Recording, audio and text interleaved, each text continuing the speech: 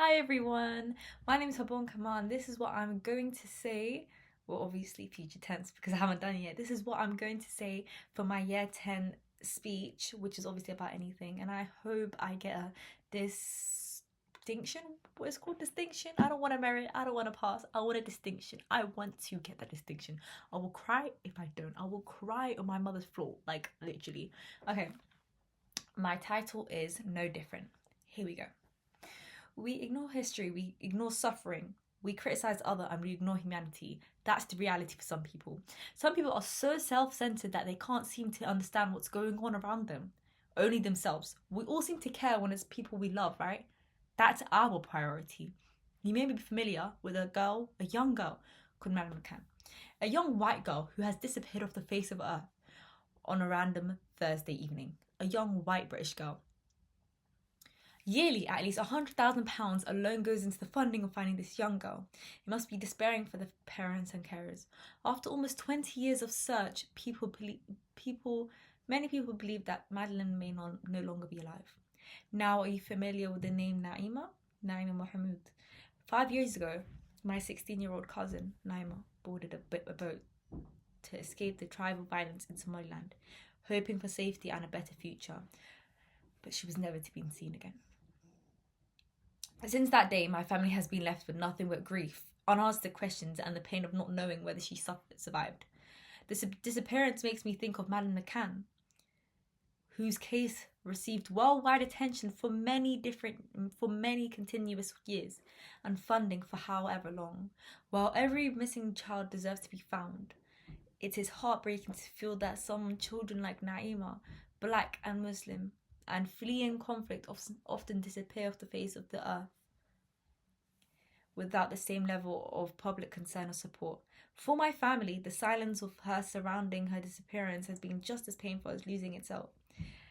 A young girl, just as vulnerable and yearning as I am, has been stripped of her right to learn, to live, and to speak, all because of where she was born. Now, some corporations operate as businesses driven by viewership, clicks, advertising, and revenue. These businesses are made to prioritize those of their core demographic, those of their kind, and instantly burns a massive piece of the world. This is known as the empathy gap. The empathy gap is sorted by relevance. Why is this horrible situation sorted by how relevant it is to someone? After all, we live under the same sun, we watch the same stars and the same moon. So why are we differentiated from each other? But for two children so similar, must there be a substantial difference in the search and the care of the other child? I mean, they were both petrified to the stomach, we can say. At the end of the day, they are both vulnerable children who deserve to grow up. Is it because Madeline McCann was a white, middle-class European child from a stable background? Or was it a systemic bias?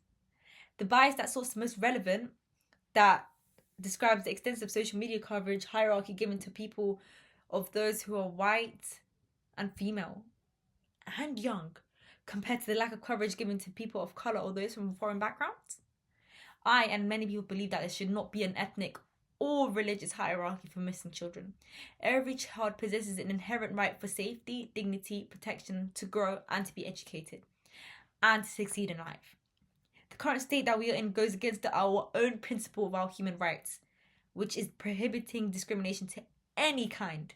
These parties are legally obligated to ensure rights to survival and development to all children, despite their race, their colour, or their place of origin.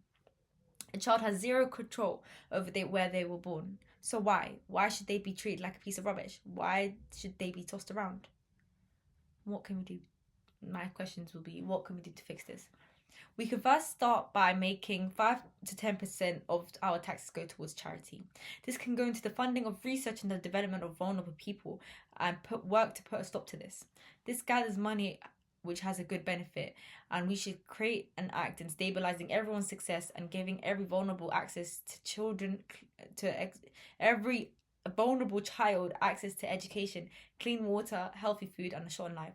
Why did I choose to do this? I chose to do this because I myself am a very empathetic person. I think that everyone deserves a chance in having a normal life. Some people are just naturally born in a stable environment. Our world is divided between classes. Lower class should not exist. We must work to keep a better change. Thank you. Thank you so much for listening if you guys have gone to this bit. I know I'm not that good in English, but I might start doing some videos based on like my study techniques. I'm in year 10 if you didn't know. A lot of people say I don't look like I'm in year 10, but I'm in year 10. I promise you that. So yeah, let me know what you guys thought in the comments or what I should change or anything. But thank you guys so much for watching. Love you. Kisses.